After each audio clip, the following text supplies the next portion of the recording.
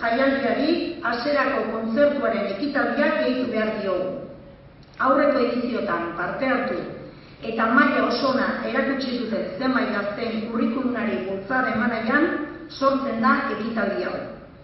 Horren lekuko, gaur gure protagonista izango diren 3 pianojoleek Enrique Lartundo Fundazioko beka jasoko dutela. Eta besterik gabe eta azalpenekin amaitu ostean, hasi gaitezen bada jaialdiko hasierako kontzertuarekin. Uxue Rikon Uranga 16 urteko urnietarra da.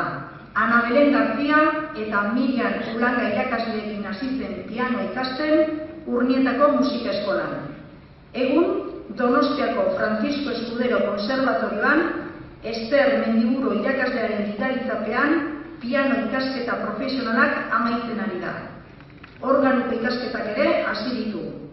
Gasteizen egindako nazioarteko musika ikastaroan adibidez, Bat Unibertsitateko irakaslea zen Charles Witten maisu izan zuen pianoan eta kamara musika espezialitatean eman zituen ikastaroak. Donostiako piano hiria nazioarteko lehiaketan eta ondorengo piano jaialdian ere gehienezko sariak jaso zituen.